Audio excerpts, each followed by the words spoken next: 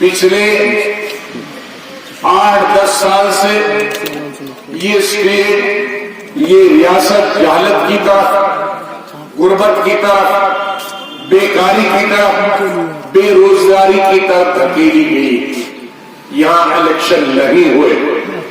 हम चाहते हैं कि इलेक्शन हो और आपकी चुने हुई नुमाइंदों की सरकार हो, जिसमें जम्मू कश्मीर के वोटर्स वोट डालें और आपकी चुनी हुई नुमाइंदा कोना सरकार होनी चाहिए। हमें सबसे पहले जो हमसे रियासत छीनी गई है, उस रियासत को हमने वापस लाना है। हमसे जो जमीन पे हमारा हक छीना गया है, वो वापस लेना है। हमसे जो नौकरी का, जम्मू कश्मीर के लोगों का सिर्फ जम्मू कश्मीर की नौकरी पर हक था, वो हमसे छीना गया है, उसको हमने वापस लाना है। ये हमारे बुनियादी उसूल हैं। इसके लिए हमने लड़ाई लड़नी है, जद्दोजहद करनी है और वो जद्दोजहद हम तुम्हारे साथ हैं। आजाद साहब हमके साहब आगे बढ़ो। हम तुम्हारे साथ हैं। ये जद्दोजहद किसी भी हद तक जा सकती है, चाहे इसमें सड़कों पे जाना पड़े, गलियों में जाना पड़े, भूखा रहना पड़े, प्यासा रहना पड़ेगा, ये जद्दोजहद कायम रहेगी, इसमें कोई कमी नहीं है इंशाल्लाह। और उसके साथ इस कश्मीर को वही मकाम देने के लिए जो आज से कई साल पहले ये नहीं, मैं बहुत खुश हूँ यहाँ के लोगों से कि हालांकि नमाज का वक़्त था और धूप भी आज कई दिनों के बाद इतनी कड़ी धूप थी, उसमें बहुत तादाद में यहाँ लोग आए और मुझे बांडीपुर आने की बहुत ख्वाहिश थी कई अरसे से। ये हकीकत है कि इलेक्शन के बाद मैं नहीं आया और बहुत सारी जगहें हैं जहाँ मुझे जाना है, लेकिन ख़ास तौर से बांडीपुर के ताई मेरी ज़्यादा मोहब्बत है, क्योंकि मैंने अपने हाथों से इस डिस्ट्रिक्ट को तराशा है और यहाँ की बैकवर्डनेस को देखते हुए और यहाँ की खूबसूरती को देखते हुए। लेकिन उसके बाद मैं ज़्यादा देर चीफ मिनिस्टर नहीं रहा, तो इस खूबसूरती के साथ जो इसको अमली जामा पहनाना था डिस्ट्रिक्ट बनाने के साथ साथ, वो था इस झील को साफ करना। और जिस तरह से एशिया की ये पहली सबसे बड़ी झील थी और सबसे बड़ी खूबसूरत झील थी, जहाँ करोड़ों टूरिस्ट आ सकते थे, वो नहीं बना पाया।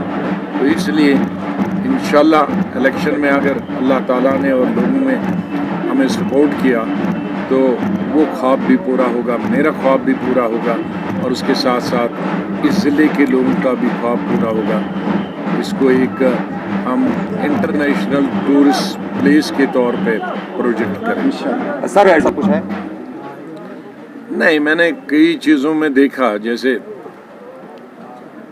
जैसे ये रेत का है, जैसे पत्थर का है, वो हाल जो कश्मीर के साथ है वो जम्मू वालों का भी है।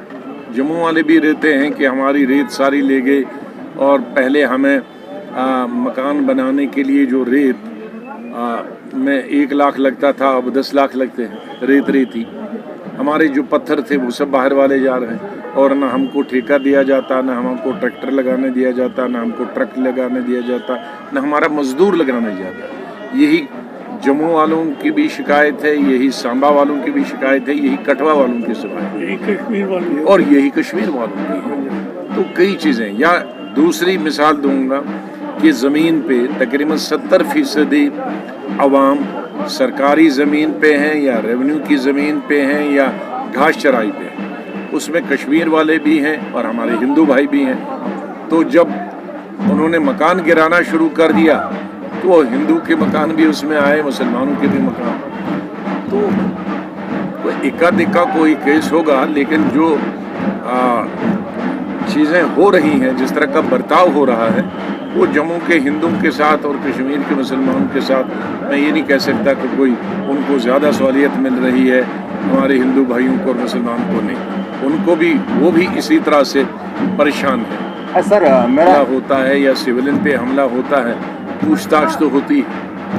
अब वो उसको हमें हिंदू और मुसलमान में बांटना नहीं चाहिए। पार्टीज का काम है काम करना। सरकार तो हमेशा बीच में रुकावट बनेगी, उन रुकावटों को तोड़ना हमारा काम है।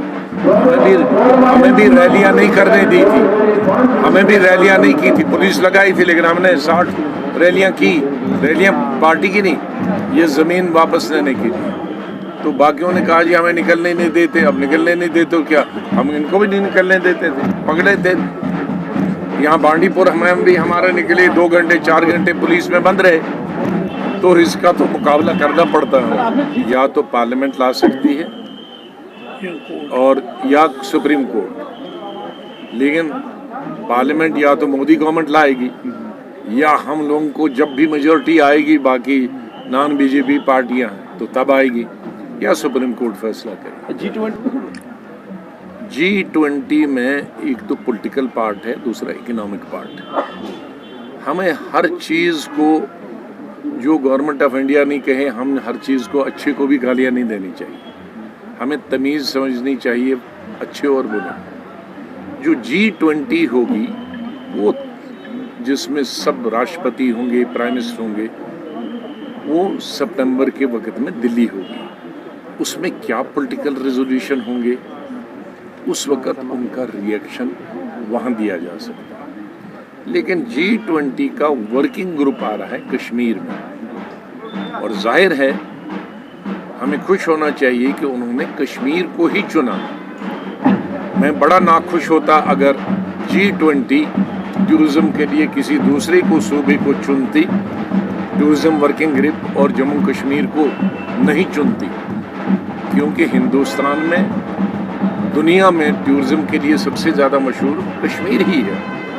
तो ये हमें इसका खुशामदीद कहना चाहिए कि G20 में जिसमें दुनिया के सबसे बड़े पावरफुल मुल्क हैं, वो उन ममालिक के नुमाइंदे कश्मीर में आ रहे हैं टूरिज्म वर्किंग ग्रुप के लिए। तो उसका मतलब है कि वो यहाँ से कुछ लेके ही नहीं जाएंगे, बल्कि बैनुल अक़वामी सतह पर वो एक प्रपोजल दे सकते हैं कि यहाँ क्या क्या बन सकता है, होटल्स बन सकते हैं, टूरिस्ट दुनिया भर से कैसे आ सकते हैं, उसका तो खुशामदीद हम करना चाहिए।